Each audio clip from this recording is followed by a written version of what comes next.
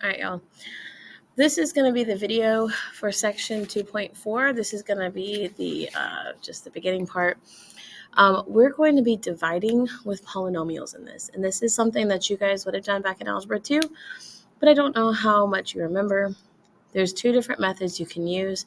The one we're going to focus on, because it can work no matter what the polynomials are, is the long division version. You may have learned synthetic division that only works when you're dividing by a binomial. It is simpler. So if you do remember that method and you have a binomial, you can use that. But we're going to be doing this with polynomials and doing long division. So that's why you're seeing here a problem that's just simple division. And we're going to run through how the long division process goes before we actually apply it with polynomials. Okay. So here we have the number 5,925 divided by 7.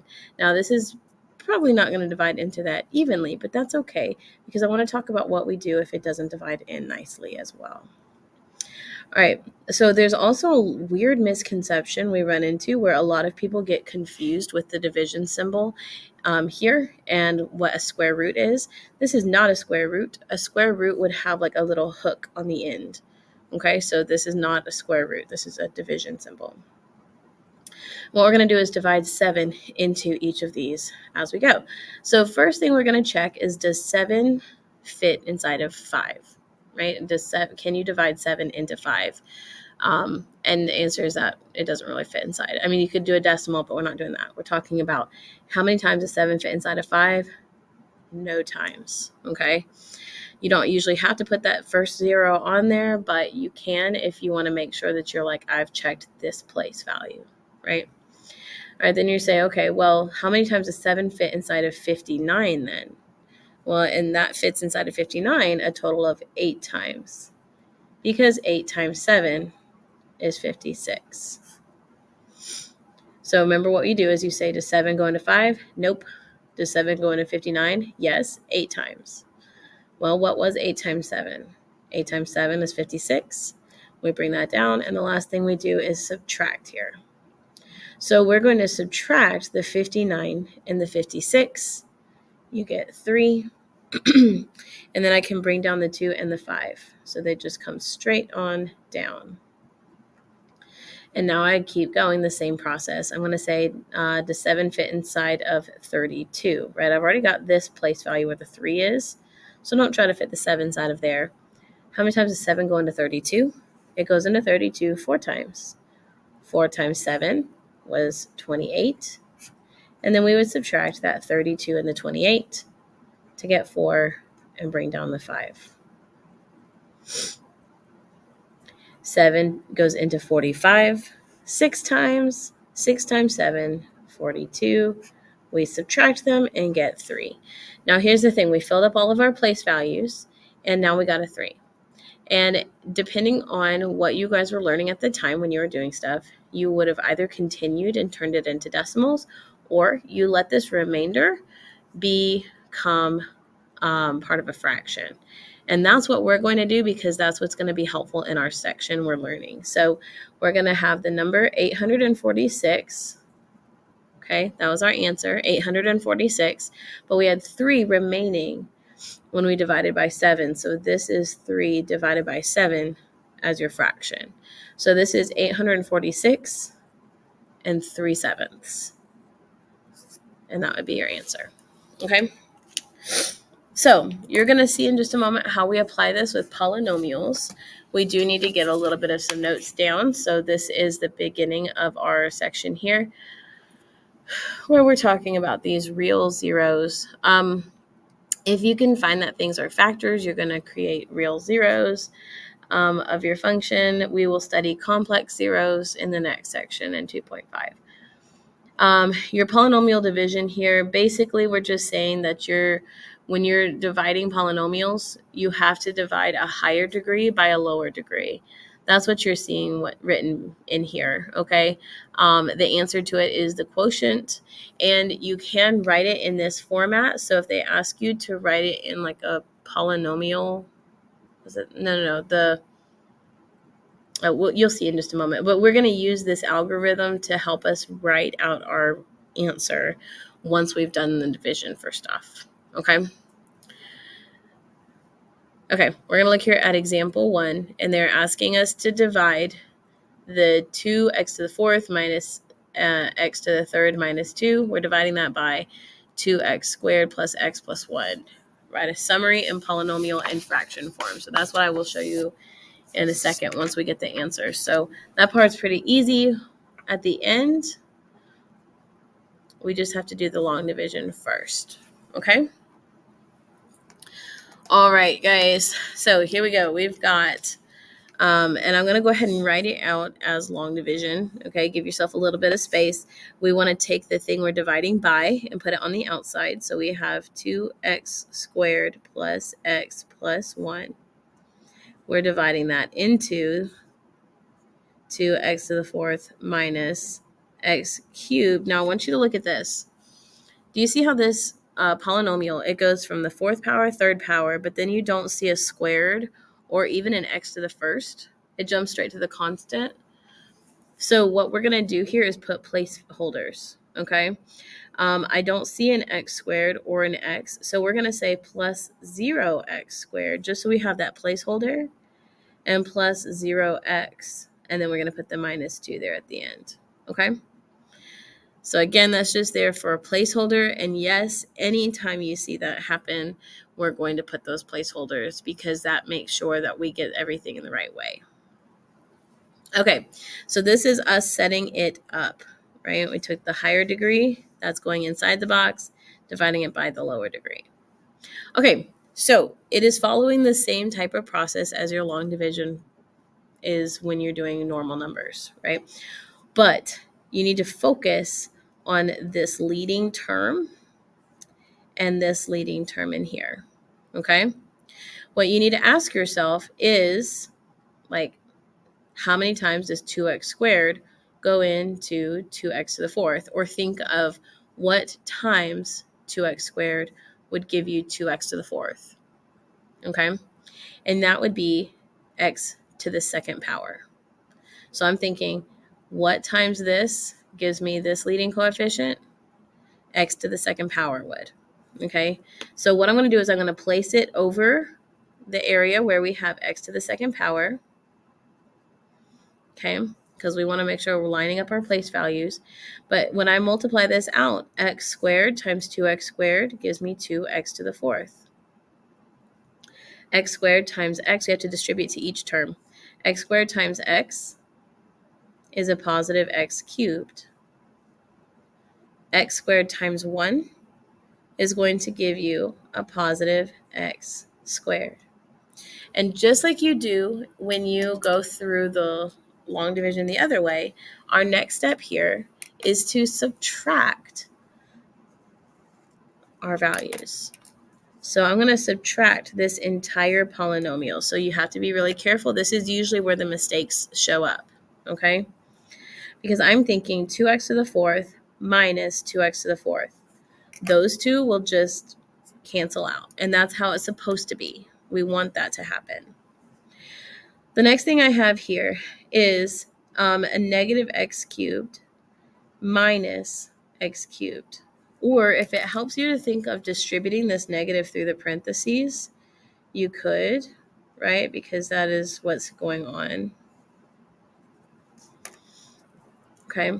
But you'd have this negative x cubed and then minus x cubed, which would give us negative 2x cubed. Here we have 0x squareds minus x squared. You get a negative x squared. Okay, then we're just going to bring down our other terms just like we did when we did the other kind of long division. Okay, now we just do that process all over again. We say, what times this first leading coefficient would give me this one? Okay, well, I'm going from a 2x squared to trying to get negative 2x cubed. That would be a negative x. Think of it. Negative x times 2x squared, negative 2x cubed. Okay, so we're going to take this negative x and multiply it by all three of those terms. Negative x times 2x squared is negative 2x cubed. Negative x times x, negative x squared. Negative x times 1 is a positive. No, it's not. It's negative x. I got distracted by something. Okay.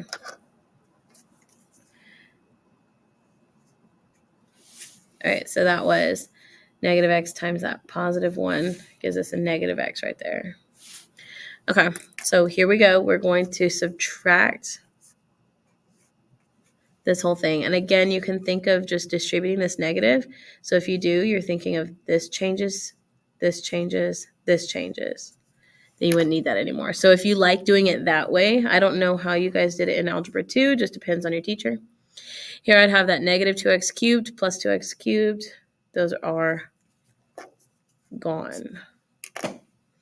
We then have a negative x squared plus x squared, which also gone. That's fun. All right, now we are left with 0x plus x.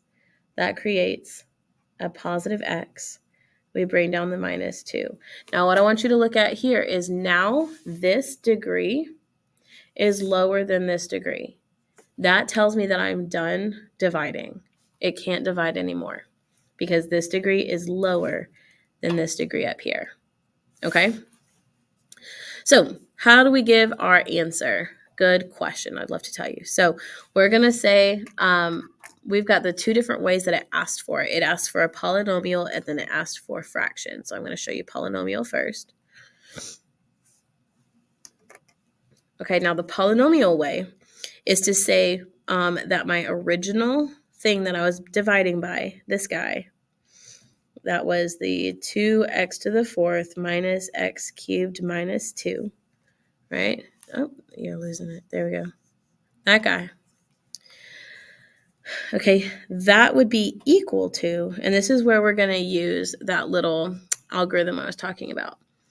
So we're going to show it as a product of two functions plus the remainder.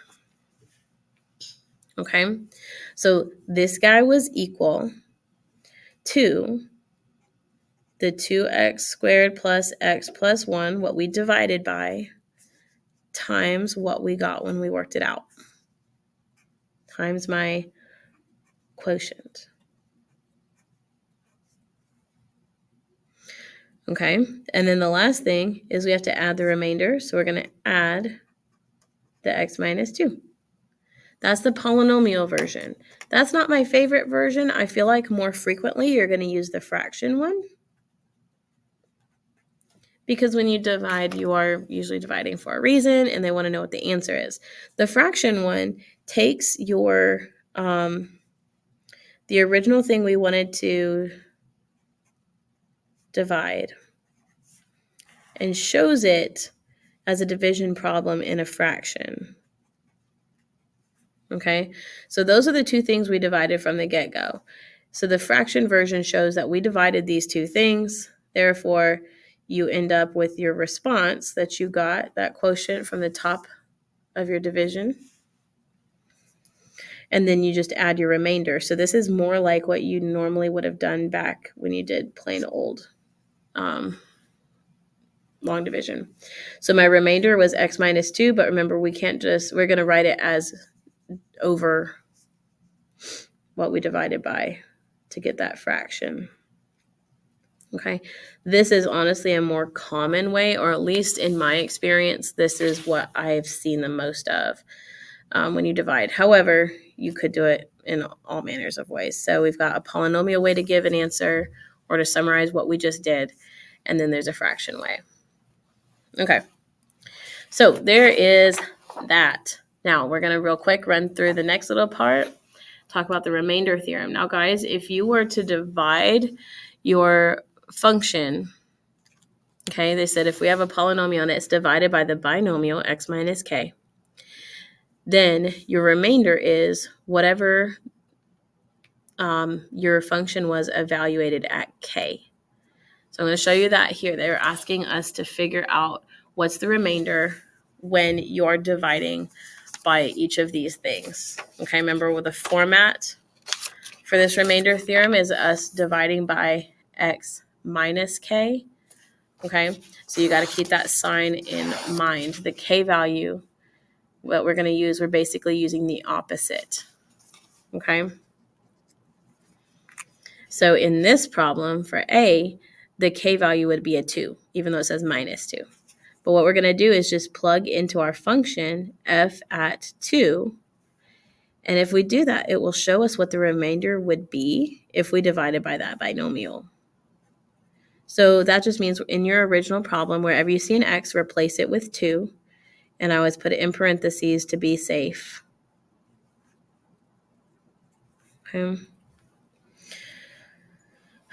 All right, so 2 squared is 4. 4 times 3 is 12. Here, 7 times 2 is 14. We have minus 20. If we add 12 plus 14 and subtract 20, we get 6. Okay. I want you to see how this is different here, because on this one it says x plus 4. And remember that it's in the format x minus k, so I want you to make sure you take the opposite that you plug in. That's the only difference, really. But the answer that you get is what the remainder would be if you divided by that binomial. That way, you can easily check to see if something's even a factor. Okay. And we'll talk about that in a moment. So here, if I work through this, negative 1 squared is positive 1 times 3 is 3. I wrote the wrong thing here because I was talking while I was writing. Here we go. This was a negative 1. A negative 1. All right, so 7 times a negative 1 is going to give you a negative 7. Then we have this minus 20. So that results with negative 24. All right, last thing. Again, make sure you take the opposite. I think at this point you're kind of getting the idea, but we just take the opposite, plug it into the function. Wherever there was an x, you're going to put in parentheses this value here, negative 4.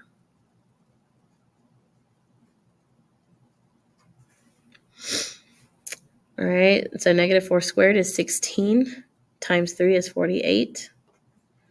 7 times a negative 4 is a negative 28 and minus 20. And this actually results in 0. Okay, what that tells me is actually that x plus 4 would really be a factor of this because it wouldn't have any remainders. And that's a nice trick to use to test to see if things divide without actually going through all of the division. Okay, it's kind of a shortcut. All right, now last little thing for this video, I believe, I'll double check after I'm done talking about this, but the last little thing for this little video is we're talking about here the factor theorem. A polynomial function has a factor of x minus k if and only if f of k equals 0. And that's what I was saying. If you get no remainder, like what we did on C, if your remainder is 0, that means that that binomial was a factor, and it just shows that there was no remainder.